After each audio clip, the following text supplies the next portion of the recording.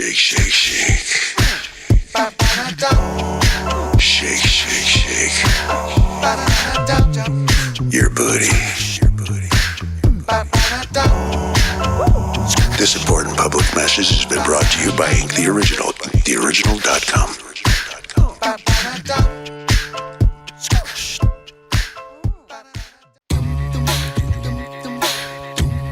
Welcome to the Roth Show. I understand there's a number of subsidiary contributions that are going to happen from, I call them pot palaces. What is it? It is a dispensary? Is it a head shop? Is it a general store? Soon it should be a Krispy Kreme and a restaurant. Soon it should have coffee, at least double espressos with the little peace symbol on the top, like this kind of a thing, okay? It should expand and it should be inclusive because there is a cultural crossover. I wish the cultural crossover, frankly, had been a little bit more like Levi's. Start off super utilitarian, ultra adults, 9 to 5 kind of a thinking, and then become sexy, recreational, cultural, outdoor.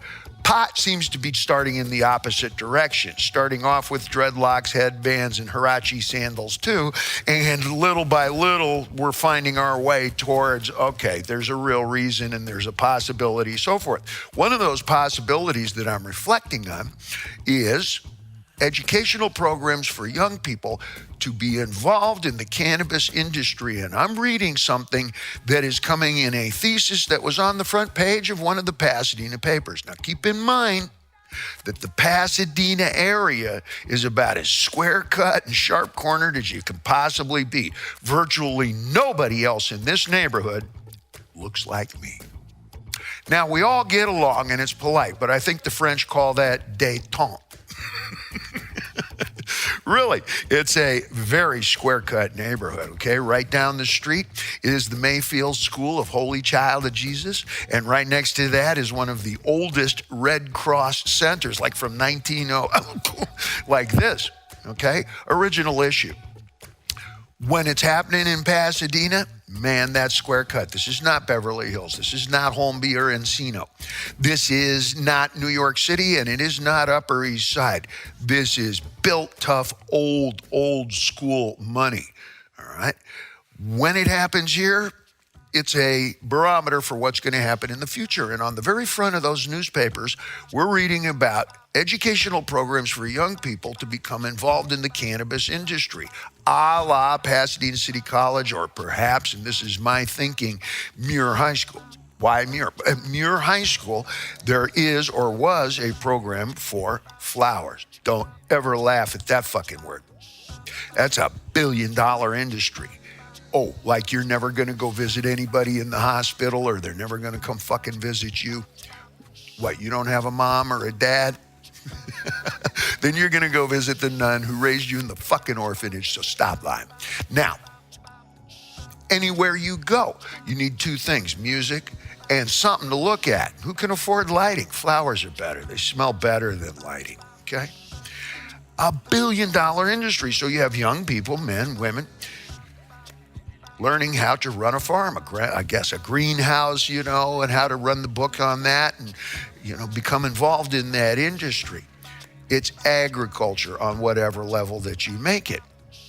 Isn't cannabis the same kind of a thing? Now, I'm not weighing in on either side because it's one of those controversial issues, and that's why you tune into the Roth Show. But let's stay focused.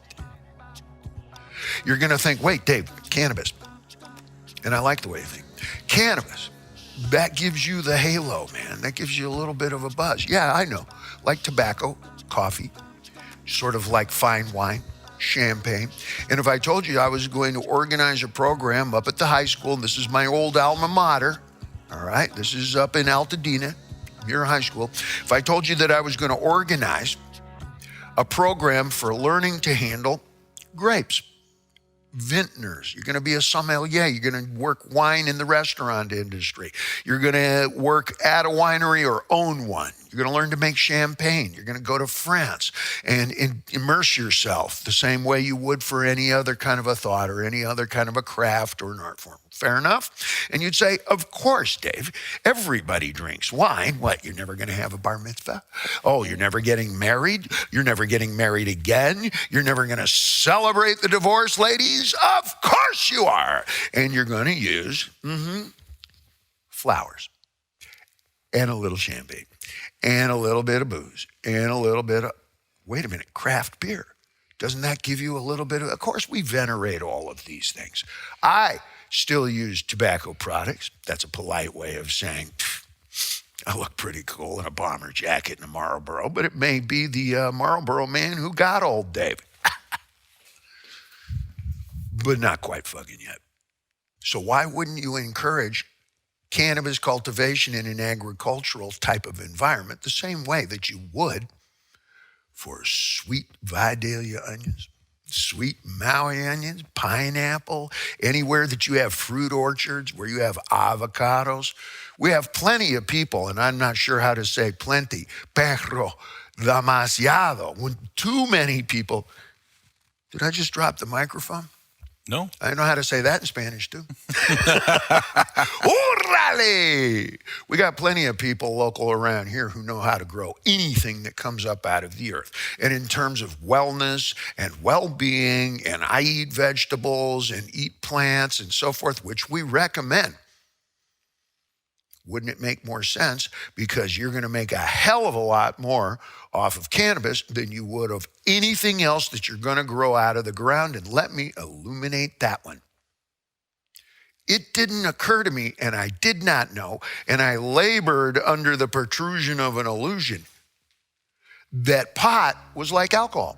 That alcohol is very, very popular. Now, here I go. Tom, do you think pot is as popular as alcohol?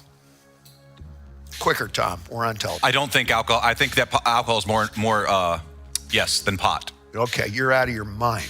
Pot is more like French fries. It's not like alcohol. It's not like tobacco. It's not like professional sports. You can add all of that together, and cannabis outweighs all of it.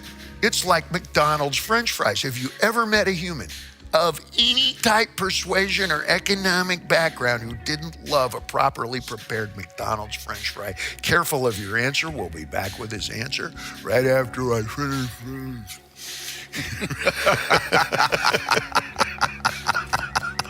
I'm intentionally causing a little bit of controversy here because when you talk about pot in the marketplace and then you add it into educational programs that involve students of what age? Well, you can start smoking tobacco and you can join the military when you're 18.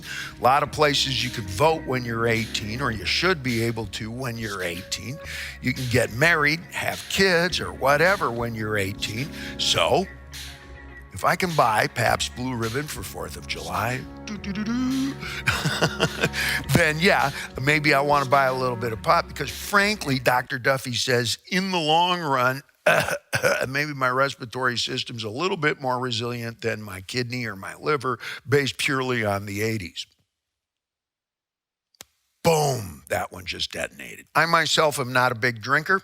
I never have really been. Yes, I have a famous thing of Jack Daniels, but Jack Daniels is the most lowest sugar in that kind of a whiskey. If you drink Macallan Scotch whiskey, it's a sweeter, that's like a candy bar. It's a caramel flavor. Jack Daniels has a real tart, dry kind of flavor to it. And yeah, it's got sugars just and everything else. But one of the reasons that that's so popular with so many people like the Frank Sinatras or folks is because you can do simple little shots and you don't do the whole shot. One shot takes maybe 7 sips to get through and you don't sit with it in your hand. Now, my personal best, without use of any other drugs, narcotics, or intervention of chemical or otherwise, except the presence of 2 women who demanded to be there. If we'd had video back then, they would have demanded on video. I would have pulled their card up, but we didn't have video back then. I'm just thinking, you know what? I should make another sex tape. Personal best with Jack Daniels is 3 days, 2 nights We did order room service a number of times, but I didn't sleep. And just by like a bicycle rider who takes a bag of Smarties or M&Ms and puts them in their back, that satchel pocket in the back of your tunic, and you eat the M&Ms one at a time. That's what it actually sounds like. Just like that, right? And you let that blood sugar work. Some fellas use potato chips, Pringles.